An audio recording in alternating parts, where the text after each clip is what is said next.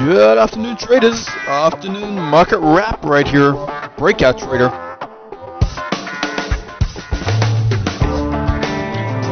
Looking at the S&P cash weekly chart, we have a trend line coming across the two most recent swing highs right here, and this is the resistance area that we're looking at on the weekly chart right there.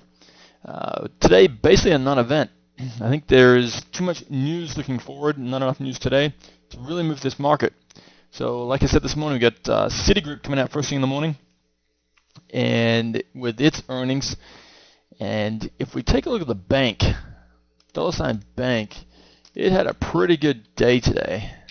Okay, here's the weekly chart. You can see nice move up in the weekly. Let's go to the daily.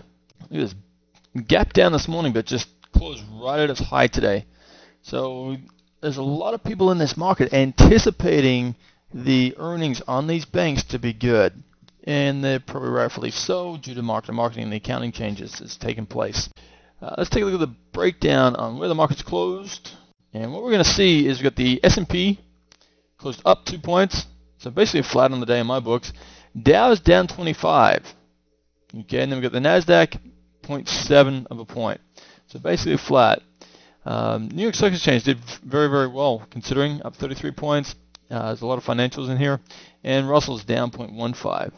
So mixed bag except for the financials on the NASDAQ, up nearly 3%. And the VIX increased by 3.5% today on a basically flat market. So very, very mixed signals taking place here. What we may be seeing is buying in on the financials, as we can see in the bank right here, but hedging using the S&P put options. Interesting look at the market right there. Now let's take a look at the breakdown of the Dow itself. Okay, how the Dow dropped 25 points today, but the S&P and NASDAQ closed slightly higher. Well, if we look at the way the Dow is developed, Dow is built or weighted by price. So the higher the price of stock, the greater control in the movement of the index. So if we look at the leading companies that went up today, we got American Express, Bank of America, JP Morgan, Walmart. Look at their price. Okay, Walmart's the most expensive here at $50. Everything else is 30 and below, like $11, $20, $12. These are the stocks that are up the most today on the Dow. Now, if we go to the top of the list, the stocks that are down the most. Okay, you got Boeing, $37 stock. Look at this, IBM, $100 company. So this is going to have a much greater effect on the downward of the calculation of the index than what American Express would for a $20 stock. Exxon 68, Chevron 67. Okay, there's nothing here below 40 for the 1, 2, 3, 4, 5, 6, 7 companies. There's no stock there below $40. So that's going to push the Dow down, and the other markets can still trade up. So I just wanted to show you the breakdown here of the Dow and the reason why it's down. Okay, because the higher price stocks were down a lot more today than what the lower price stocks were up today. That pushes the Dow down. Now we had the bank up big. Now I want to show you the NDX. The NDX is the NASDAQ 100. It is technology only. So it doesn't incorporate the financials. So when we looked at the bank closed up pretty big today, up 3%, and closed right as high of the day. Now if we look at the NASDAQ 100, which is technology, you see it broke just above Thursday's close, Thursday's high. Look where we closed, back inside Thursday's trading day. Okay, so we can see there was a lot of money coming into the financials, but not technology or any other area that was leading this market.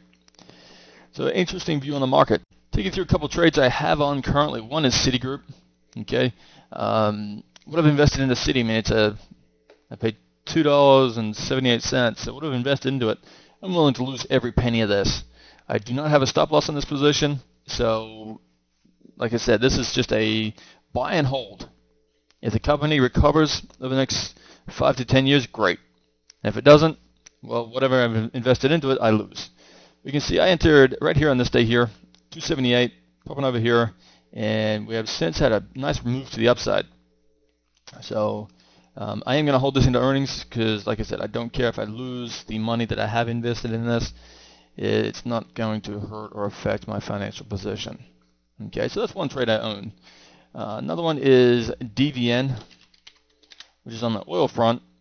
This is my company for trading oil, and oil is down fairly big today. It's down a couple bucks, back below $50 a barrel, and we can see the stock fared very, very well.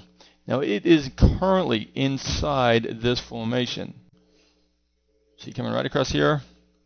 Okay, we can see we're closed right on that trend line today, and right up through here.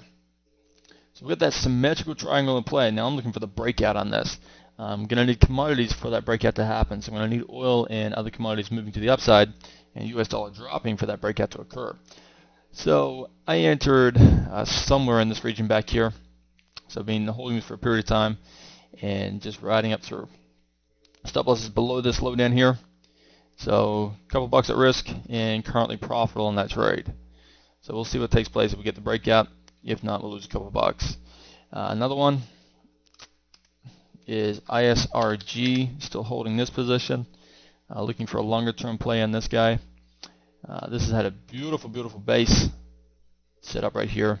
We entered back in here somewhere. I had a morning video showing that entry, and must have been right in here somewhere. Nice move to the upside so far. Traded right into resistance there today. Look at that. Okay, you can see the price support back over here. Came resistance here. We also have this gap here that we filled today. So traded right into resistance, but that has been very, very profitable so far. And I currently still have the stop down underneath this low here.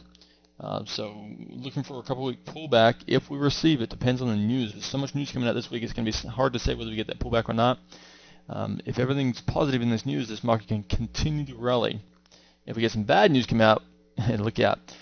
I'm looking to hold this through a pullback and looking for the continuation of this stock to develop its bullish retracement back to the upside. What else? Research and motion's another one. What I was looking at here is we had earnings come out, earnings were good, and then we had this little bullish pennant set up right here. So you can see that little bullish pennant. I entered breaking just above this candle's high, and we are basically flat. I'm thinking I'm up about maybe $1 or so on that trade, so not a great deal. And we're really not seeing the move I'm looking for on the breakout here. Again, we didn't have the market we did, but Thursday we had a nice bull move in the market. Couple dollar gap up, and just didn't follow through. So if we can get above this candle's high, okay, a lot of people that took profits and then, a lot of people that made some money through here, or even entered right at the top of this candle, and now selling out of this position up here. So once that selling clears out, then this stock could make a move if the market moves to the upside. So we'll see what takes place with the earnings tomorrow, and also the producer price index releasing tomorrow morning at 8:30. So great stuff. Be ready for the morning report with Breakout Trader. I'm excited and pumped to be there. Thanks for attending freetradingvideos.com. Breakout out.